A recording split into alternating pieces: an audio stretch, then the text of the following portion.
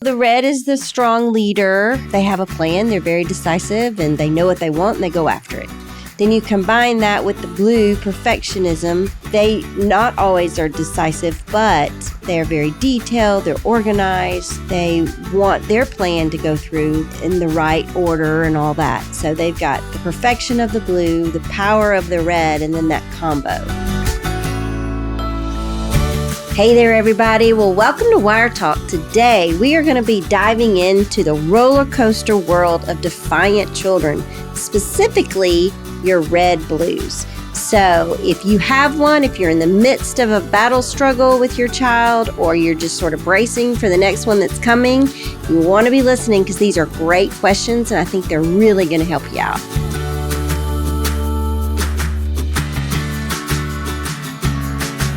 Well, hey there, lovely listeners. Thank you so much for joining us on this week's episode of Wire Talk. If you don't know this voice, I'm Emily. I am Karen's daughter, second daughter, and I can't wait to dive into this wonderful episode of strong red and blue personalities, because I have one, actually. Yes, you do. Yes, you do. But they're powerful. They are powerful. They're very powerful. Mom, how are you this morning? We record in the morning, so it's early. So how you doing? I'm doing good. Your dad, I'm doing really good because I actually got 8 hours of sleep last night. I'm so jealous. The night before, I woke up at 3 and I could not go back to sleep, and it was so annoying. I hate that. I know. So finally, at 4:30, I went back. But, then when you get up, you just feel like, ugh. Well, yeah, because you're like, you get into that big REM cycle and you're like, okay, this feels so good. And you're like, oh man, it's now morning time. And I'm sure Barkley, your little pups, was like, all right, it's my morning time. Yeah. But it's all good. So last night I got 8 hours of sleep. Yes. I'm rocking and That's rolling. Awesome. I'm ready. That's I'm great. ready, Emily. I'm ready for good. today. That's good. I'm good.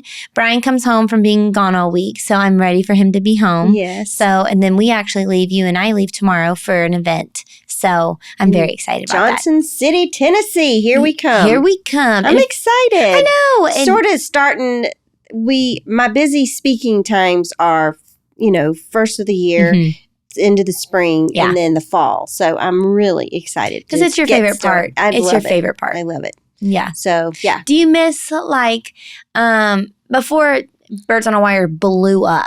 Yeah. Seriously. Do you miss all the basement moms, coming in and seeing them every week? I know you can't do that now, but don't you wish you could? I do. I did get to go back. Some of the basement moms, the younger basement moms, the one that gave me the Birds on a Wire picture that I named the ministry from, they are gathering because their children are now seniors in high school. So they had me come 2 weeks ago, and we did a Q&A, and it was so cool to see, they were little, those kids were 1, 2 years old. Wow, that is. And now they're seniors getting ready to go to college. Wow, that's so cool. Isn't that fun? That's so fun. So it was fun to go back and say hey to everybody, and a lot's changed. And a lot of memories, I'm sure. A lot of memories. It's funny, you still need them, they still need you in every stage. Yes. Well, and the crazy thing is, when your kids are little, you got so much fear and everything. And now these kids are getting ready to go to college, and the fear is still there. Yeah. So I was just trying to tell them all to take a deep breath. You don't have anything to be fearful of. It's just, your child is not dying. They're just going on to the next stage of life. And honestly, I loved that stage of life and love it even more now that y'all are adults. We have friendships and stuff. I don't have to parent you. It's such a lovely thing. Yeah. What did you told me the other day is you have a choice between resting in God's peace or fearful, and it's your choice. But you honestly made it sound so much better. So how did you say it? Well, I was just talking to a sweet mom, and she's got a newborn. And so she's just the baby's in her room, and he's sort of a loud sleeper. So she's not sleeping at all during the night. And I said, well, maybe it's time to put him in his nursery, and it's just hard for her. And so she just said, what if this and what if this? And she just kept going through all the what ifs. And I just said, honey, the bottom line is you have to trust that God's in control. And if something bad is going to happen, we can't stop it. You know what I mean? God knows the day our children are born. He knows the day they breathe their last breath, whether they're 100 years old or whatever, he just knows.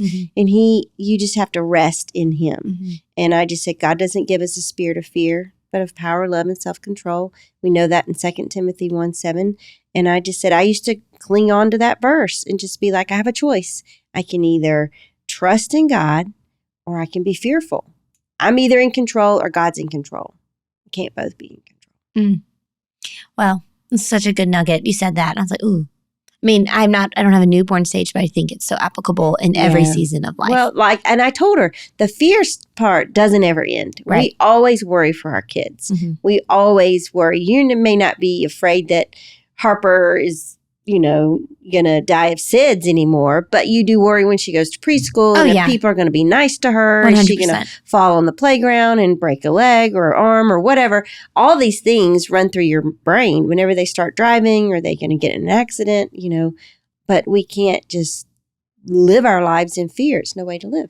Well, we can. It's just going to be not fun. Not fun. Yeah. Well, we are talking about strong, powerful, there's 3 P's, powerful, perfectionist personalities. So I love that that's the title for today because I'm like, that couldn't be more perfect because they are perfectionists. But before we go into the reds and the blues and like that powerful perfectionist personality, give us the listeners some things that we need to know when we talk about these we're thinking about our red-blue combo. Yeah. What's important to know, keep in mind? So the red is the strong leader. They are the ones that, they have a plan. They're very decisive and they know what they want and they go after it. Then you combine that with the blue perfectionism. They not always are decisive, but they're very detailed. They're organized. They want their plan to go through in the right order and all that. So they've got the perfection of the blue, the power of the red, and then that combo. Taylor was a blue-red, but that same is 2 really strong personalities, I know. So therefore they can be hard to discipline. They can be defiant. They can push back. They're going to push back. Yep. Not can, but going to. My sweet Harper is a powerful red-blue. She is. But you do well with her. Well, thanks, Mom. You some do. days are really good, and some days my green self Some days are better than others. Some days are better than others. I can't remember what that is, but we will. That's for a different day, and I think it's time to get into these questions. Yeah, but you were going to say some days your green just can't take it. Some days my greens are just very tired, and it is just, I just want to give up. Yeah. And I just have this little Karen, little person that sits on my shoulder, and it says, pain now equals peace later. And I'm like, okay, pain now, Emily, equals peace later. I can do this. And I honestly sometimes just have to walk away for a couple seconds and be like, Lord, I need you to give me a spirit of gentleness and kindness and self-control that I can handle this situation and I don't let my 5-year-old win this battle. I love that because so many times we are trying to do it in our own strength. And we can't. We cannot. And so we have to ask God to help us. And I think we had or to do it through us. Yeah. And in February, we talked about prayer life or in faith with your children. And, I think that sometimes comes into play because I can't always have a moments with God where I have a full 15, 20-minute devotional, or at least I do in the morning, but this is at 3:00 and I just need that. God, I need you to fill me with your spirit so I can get through the rest of this day without losing my patience. Because it's hard. Hey moms, big news. Registration for Mom Corps Online, Karen's most popular study, is open again. From now through March 1st, you can sign up for this 6-week self-paced course that you can access anywhere at any time. No matter the age of your child, Mom Corps Online will equip you to parent with confidence in a more peaceful home. When you register for Mom Corps Online, you've got access to 6 sessions packed full of practical wisdom. In these sessions, Karen is going to teach on understanding your real purpose in motherhood, setting boundaries that bring freedom, managing your time so you can stop being so overwhelmed, understanding the personality temperaments and why they matter, using appropriate discipline at every age, and learning the secret to contentment in any circumstance. The best news about Mom Corps Online is that it's all new. Karen has completely updated this classic course with brand new videos, which means you get the same timeless Karen wisdom, but styled for your 2024 sensibilities. Now, in addition to video lessons, Mom Core Online includes reflection questions, daily devotional readings, lock screen graphics for your phone, printables of Karen quotes, and a library of links to blog posts, podcast episodes, and resources for further learning.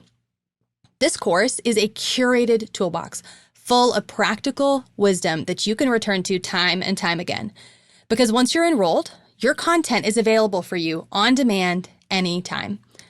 Head to boew.mom/momcoreonline. Enrollment is open now, and our first class drops March 1st. Once enrollment closes, you're not going to be able to jump in again until the fall. And I want you to parent with confidence in a more peaceful home today. So head to boew.mom/momcoreonline and use coupon code WIRETALK for $5 off. That's WIRETALK. I hope you register. I'm taking it, and I know you are going to love it. All right, let's get back to the show. Speaking of moments with God, show everybody our new cover of the devotional. Guys, here, I want you to show it because you have a close-up. Okay. Okay, show it, Mom. So this is Moments with God for Moms. This is my devotional for moms, and they just did a new cover. Isn't it so pretty? It is very pretty. And then inside. You know what? Let's give him a little sneak peek, Mom. What? Give him a sneak peek. Read March 5th. Ooh, March 5th. Do you need your glasses? Yeah. Do you want me to read it? No, I got them in my lap. And just so you guys know, if you already have the devotional Moments with God, it's the same devotional. It's just a new cover. Yes. And I have the paperback. I have the blue leather. I have the pink leather. And I told my mom, I said, if I bought this one, it would be my 4th copy. So she's like, hilarious. Please don't buy it. I'm like, I know, I don't need to buy it, but it is really pretty. Cornerstone is the name. Together we are his house, built on the foundation of the apostles and the prophets, and the cornerstone is Christ Jesus himself. Ephesians 2:20. Who is the center of your family? For most of us, if we are honest, it would be our children. As moms, we don't set out to put our children in the center of the family, but they naturally squirm their way in. Before you know it, your whole family revolves around your children's schedules, sports, practices, exams, likes, and dislikes. For so many reasons, this is not a healthy way to live. Children naturally believe that the world revolves around them. We are not doing them any favors by supporting this belief. When this is not corrected, children will grow up feeling entitled and self-serving. Instead, Christ should be the center of your life, the center of your marriage, and the center of your home. Jesus is the one true cornerstone. In order to have a Christ-centered life, it must start in the heart. There are many things that force their way to the center of our hearts, and most days, Jesus is squeezed out. We have to be very cognizant of who or what is truly at the center and fight for Christ to be there. Just acknowledging that there's a battle going on is the first step to being aware of where Christ is in your life. And then I always end in a prayer. I love that. Father, thank you for your precious Son, Jesus Christ. I do struggle with keeping Jesus in the center of my life. I ask for forgiveness for that. My heart's desire is for him to be number one, and then life happens and he inadvertently gets pushed aside. Lord, please give me the awareness and the discipline to keep him at the front and center. Amen. So you can buy that on the store, Birds on a Wire. I think it's birdsonawire.moms.com/store. Or you can just go to the website and click store. And I'm sure Katie, the producer, will put the link in the podcast notes. So, well, that was great. Thanks for giving us a tease, Mom. You're welcome. You just said Moments with God, and then I looked over and I saw the book. And then the teenager book. Yeah, so the teenage devotional, this is not like an everyday like this one. The Moments with God for Moms is 365 days. So there's one for every day. But the teen devotional is just 100 devotionals. And it is the same format. It's the same format. It just has some reflection questions to help get the teenagers thinking. So like day 10 says God cares for you. And there's a verse. Then there's the devotional. And then there's a prayer. So Yeah. And then if they want a teaser for that, it is on YouVersion. You can look at the first, I think, 10 days and it's on there. So lots of goodies for all you sweet mamas out there. Yeah. Yes. All right, let's dive in. Let's get to these questions. Dive in, Mom. All right.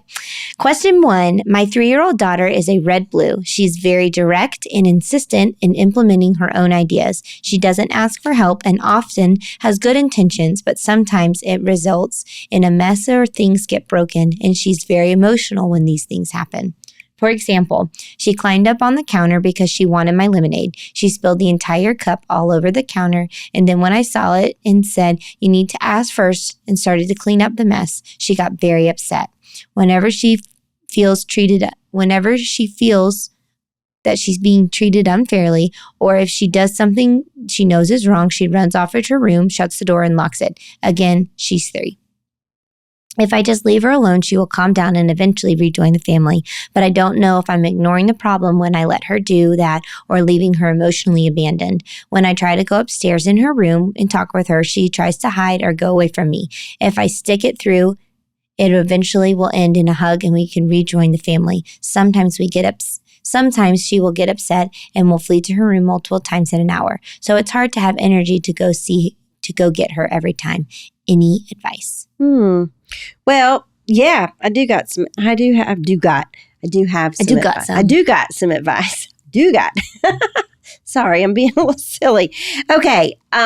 Actually, she's self-regulating whenever she goes to her room and she wants to be by herself. Mm-hmm. She is embarrassed because reds don't like to be embarrassed in front of people because she made a mistake, and blues don't want to make a mistake.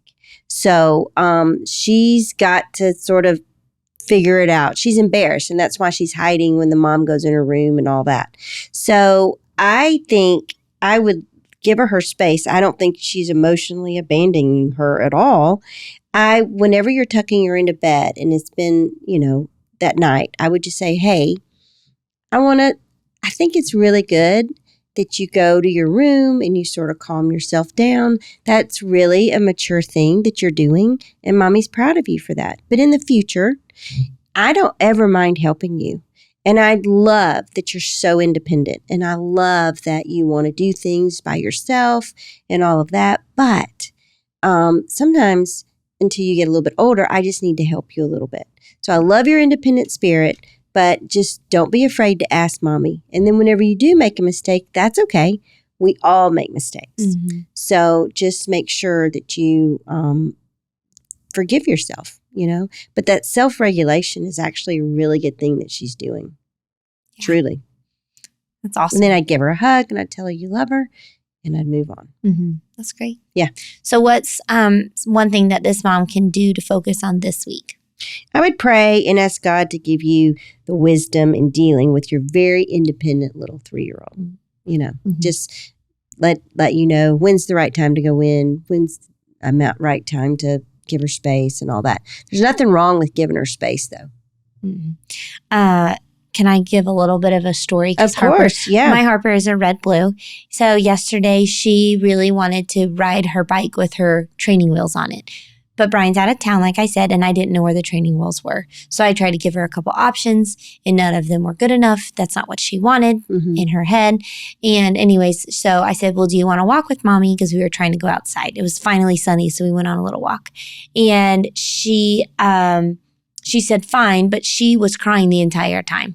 So I said, all right, Grayson, let's go back to the house. So he turned the little Jeep around, goes back to the car, and she wanted to run away and hide.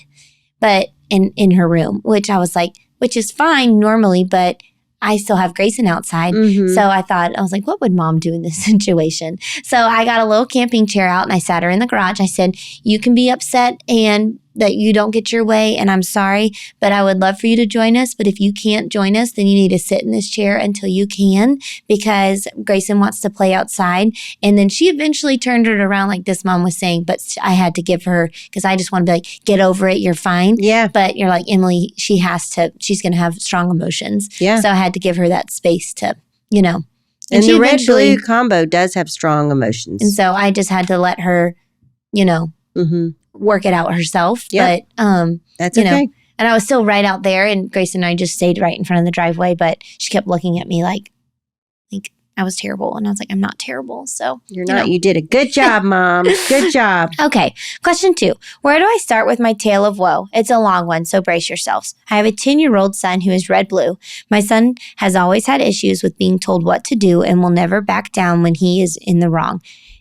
Think it's his way or no way and will never admit his mistakes or apologize on his own. My husband and I have always implored him that this is wrong. When my son does reluctantly apologize, it's only through gritted teeth in a long argument, so it feels meaningless. He doesn't appear to learn from the mistakes, and we go around and round in circles. It feels so toxic at the minute. Honestly, every day is horrid and our family relationships are being injured. I'm praying hard in this battle. I tell him I love him unconditionally, even though I'm really struggling to be around him. I can't even find a reason for this daily defiance and negativity. Help! It's hard, isn't it? Mm-hmm. Okay. Reds usually act out in defiance because they want to be heard. And so keep in mind that the Reds have 4 needs. They have loyalty, sense of control, credit for their work, and appreciation.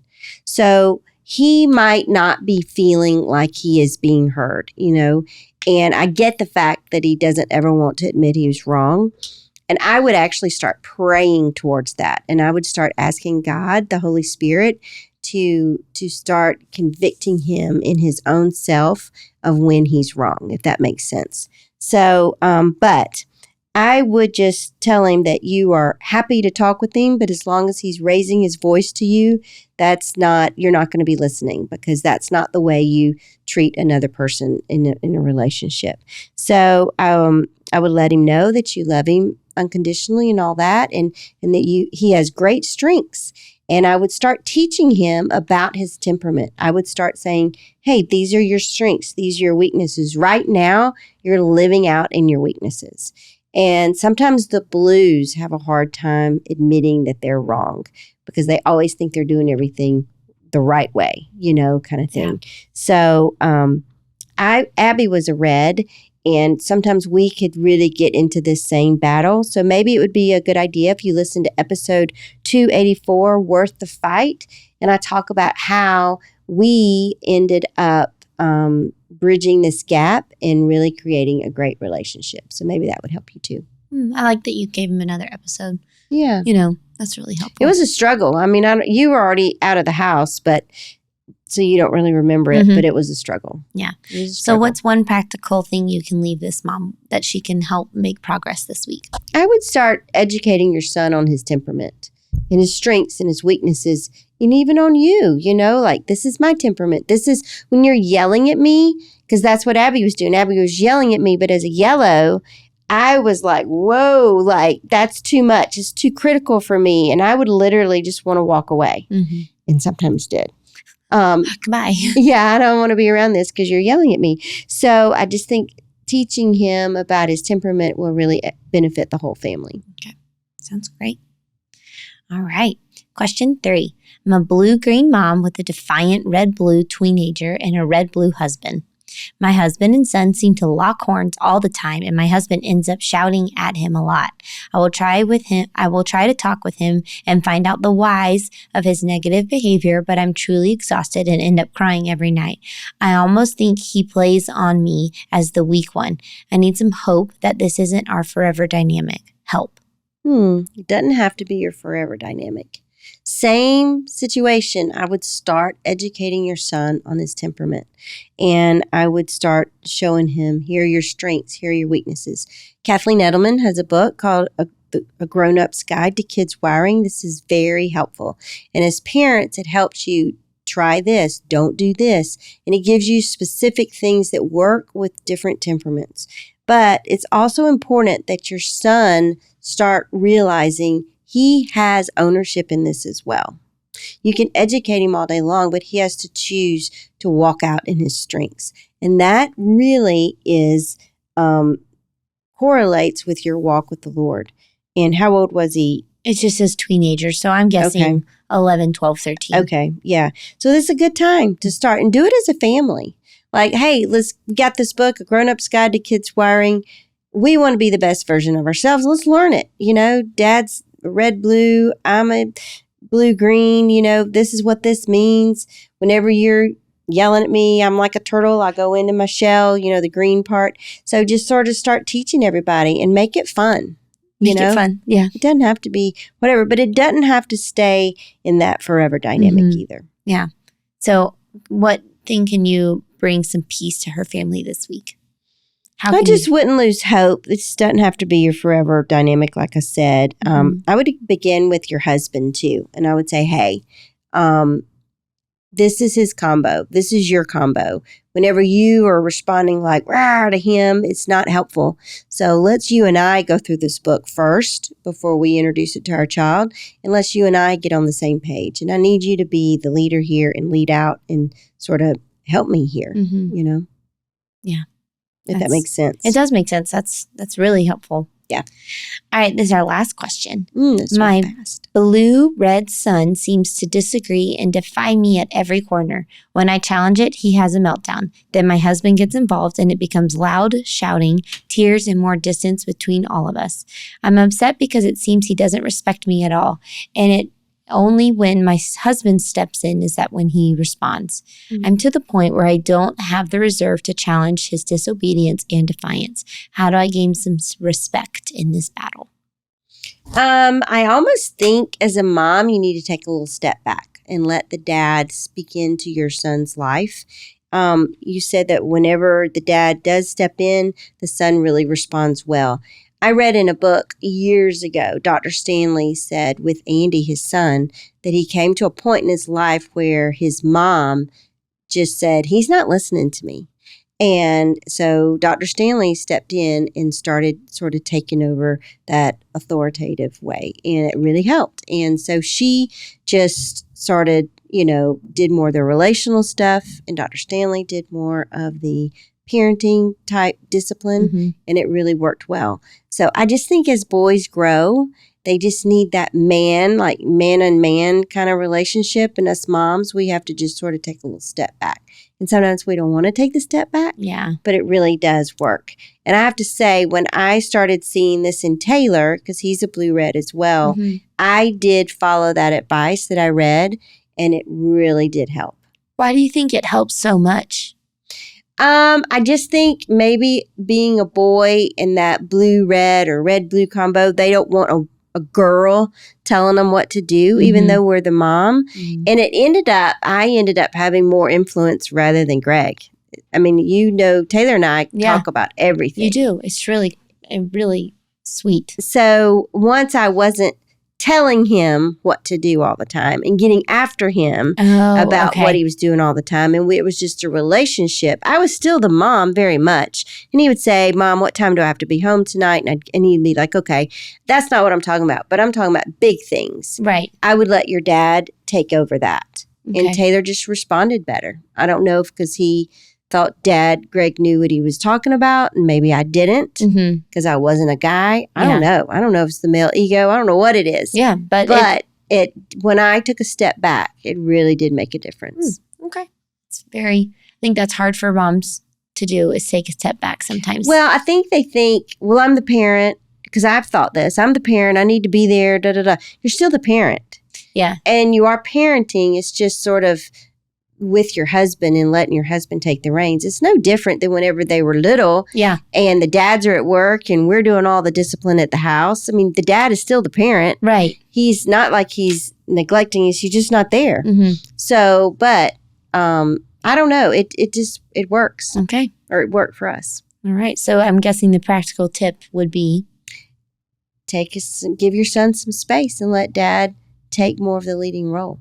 You got this, dads. You got it. You got it. We believe in you. And way to go for this mom for recognizing that. And yeah, absolutely. Just, Well, she said it's very effective whenever her husband steps in. It's awesome. So let him do it. Awesome. Say, go, babe. You got this. You got this. Be their biggest cheerleader. That's right. So, well, that's a wrap for all of our red, blue, strong, practical, perfectionist people today. And I thought it was really good. It was fast, but it was very helpful. And thank you, everyone who submits questions, because we cannot do this podcast without you guys.